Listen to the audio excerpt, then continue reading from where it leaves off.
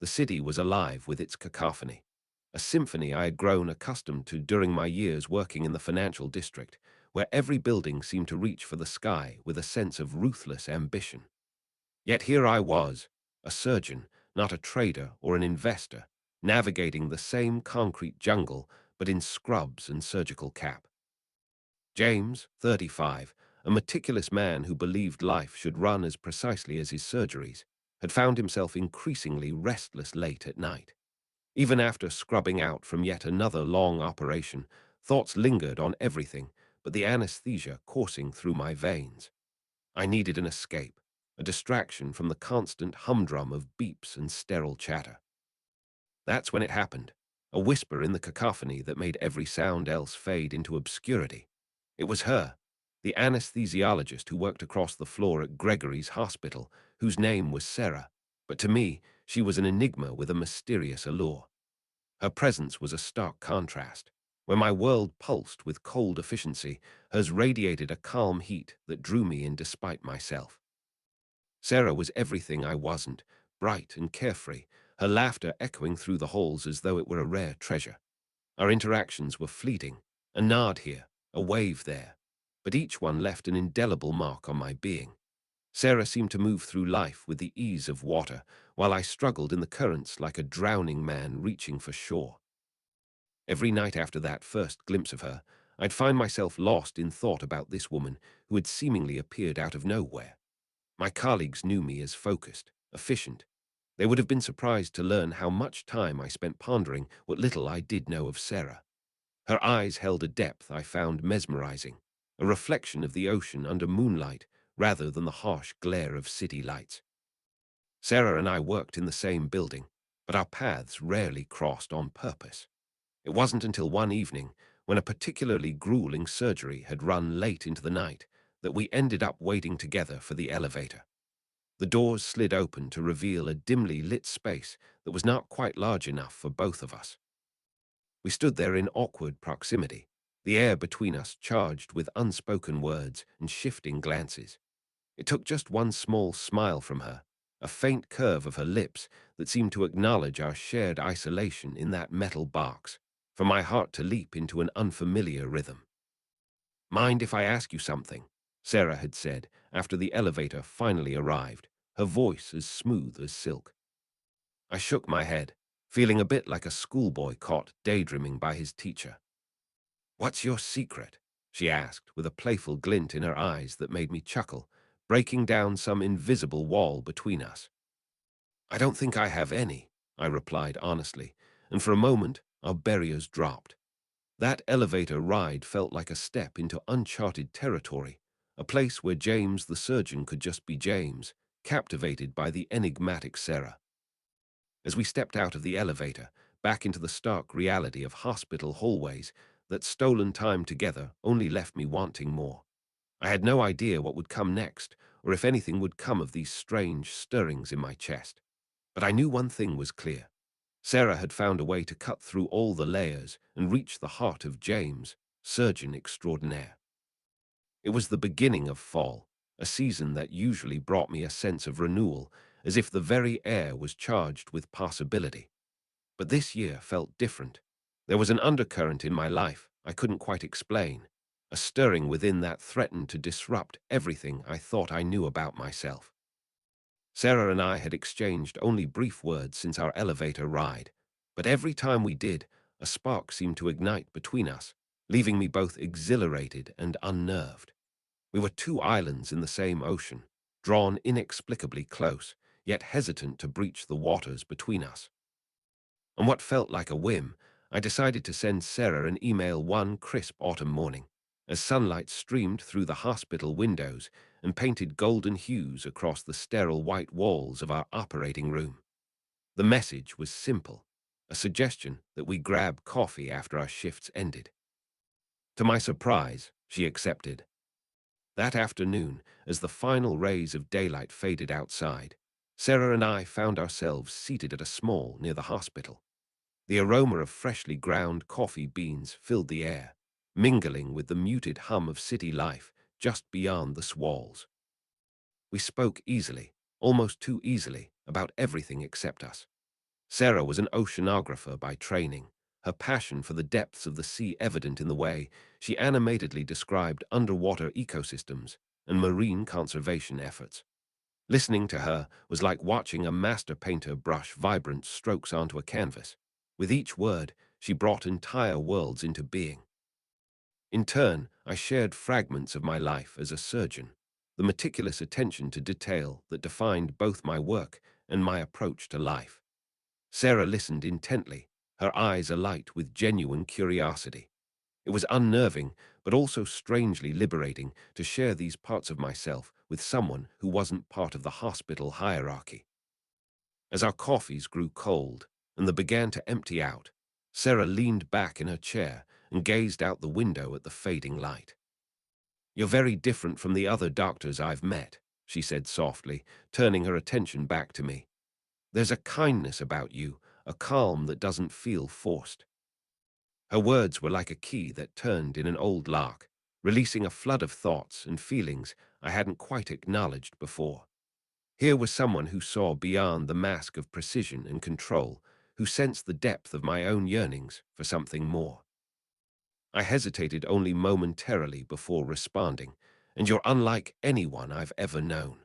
There's this lightness about you, a freedom that I envy." Sarah smiled wistfully, and we sat in comfortable silence as dusk settled into night, each lost in our individual thoughts, but together nonetheless. Our relationship was uncharted territory, and the practical aspects of separation loomed in the shadows like specters waiting to pounce. Yet, for now, it was enough to bask in the connection that had formed between us, a fragile bridge spanning two worlds that were not yet ready to collide. In my heart, I knew things with Sarah would change, but only time could reveal exactly how and where our paths would lead us. As we parted ways outside that evening, I felt a sense of hope, however tentative, that the echoes of this connection might resonate through even the darkest days ahead. The autumn leaves were a riot of color outside our windows, yet it felt as though time itself was becoming more rigid and unforgiving. As the days shortened and the nights drew in, Sarah and I continued to find moments stolen from the relentless pace of life at Gregory's hospital. Our coffees had become an unspoken ritual. Every other Friday after our shifts, we'd slip out into the crisp evening air and walk to a quiet corner bistro that somehow managed to remain untouched by the cold efficiency of the city. On one such night, as we sipped our lattes and debated the merits of open water versus enclosed marine environments for studying deep-sea creatures, Sarah's expression shifted. Her voice trailed off mid-sentence, and she glanced away, her eyes clouding over with a sudden melancholy. James, sensing that something was amiss, set his cup down and reached out across the table to cover her hand with his own. It wasn't an overtly romantic gesture, but it carried all the weight of our shared understanding that life, for both of us, had its own peculiar rhythms and discordant notes. "What is it?" I asked softly, bracing myself for whatever words might come next. She took a deep breath and spoke in a voice tinged with a quiet resolve. "I've been offered a research position in Hawaii, a chance to work on a project that could make a real difference." Her gaze lifted to meet mine once more. "It's temporary, but I feel compelled." The news was unexpected, yet somehow inevitable. It hung there between us, a tangible force that would alter the very fabric of our lives. "And," I prompted after a moment, trying to keep my tone light despite the heaviness settling in my chest. "And it would mean moving away," she said, her voice barely above a whisper now. "I wouldn't be able to continue working here." The thought of Sarah leaving felt like standing on the edge of a precipice, staring into an abyss where all that was familiar could be swept away by a single step forward. It wasn't just about the practical aspects of separation this time, it was personal. It was about holding on to something we both knew was slipping through our fingers. I didn't have to ask if she had considered the implications for us. It was clear as day in her eyes, the flicker of uncertainty, the tremor in her hand as she picked up her cup. "I understand," I said finally, my voice steady despite the turmoil within. It sounds like a tremendous opportunity. We sat there for what felt like an eternity, each lost in our own reflections. The bistro around us continued to buzz with life, but for James and Sarah, time had slowed to nothing more than the beat of two hearts struggling against the inevitable. "I'll miss you," I confessed, breaking the silence that had settled over us. "And I will miss you too," she replied, a small smile playing on her lips.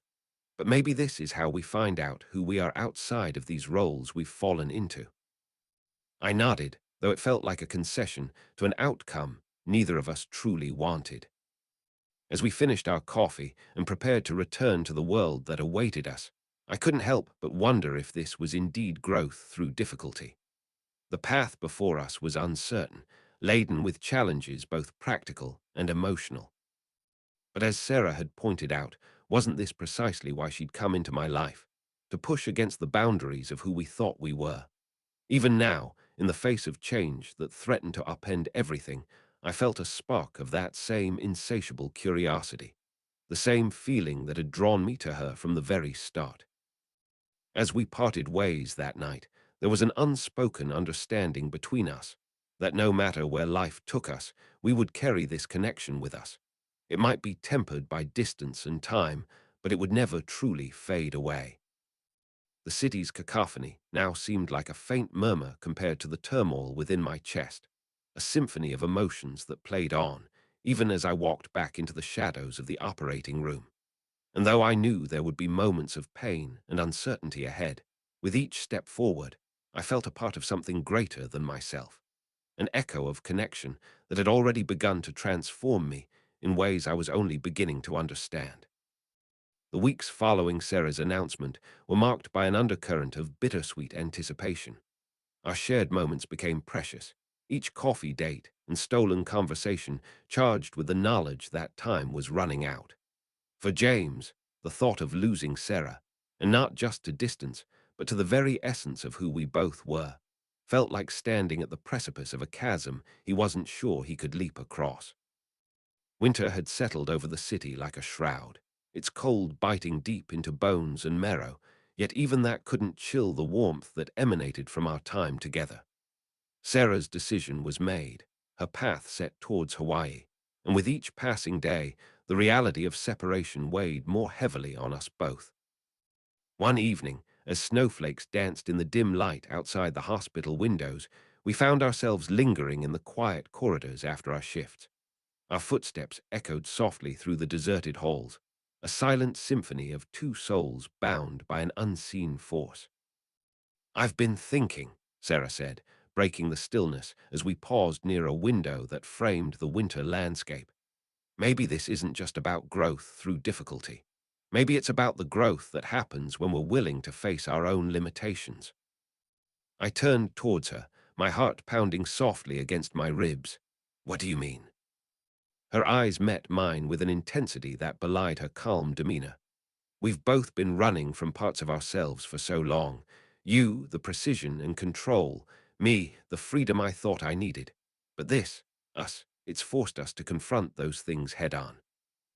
I took a step closer, my voice barely above a whisper. "You're saying we're not just separate entities." Sarah shook her head, her breath creating clouds in the cold air between us. "No, I think we've been given a rare gift, the chance to redefine who we are outside of what's expected of us." The weight of her words hung like a challenge in the frigid air. It was one thing to acknowledge our connection. It was another entirely to act upon it. "I have something for you," I said suddenly, feeling an unexplainable urge to bridge this last gap between us. Sarah looked at me questioningly as I reached into my pocket and pulled out a small box. Inside, nestled among the fabric, was a silver locket with two halves that could be opened like a tiny book. "I had it made for you," I explained, feeling oddly nervous, "to symbolize our connection, a bond that can't be easily broken." Sarah's eyes widened as she took the locket from my trembling hands. She opened it, revealing two halves side by side, each inscribed with a simple word: "Us." "It's beautiful," she whispered, her voice thick with emotion. I reached out and gently turned the locket so that both sides were visible to me. "It's more than that," I said, my voice filled with resolve. "This is us acknowledging that we're not just individuals anymore. We've become something new, something together." The snow outside seemed to fall softer, gentler, as if it too felt the weight of our shared moment. Sarah closed her eyes and took a deep breath, allowing the cold air to fill her lungs before letting it out slowly. "I know what I need to do," she said finally, opening her eyes to meet mine once more. We stood there, in the shadows of Gregory's hospital, as the snowflakes fell around us like delicate confetti. It was a moment ripe with possibility and promise.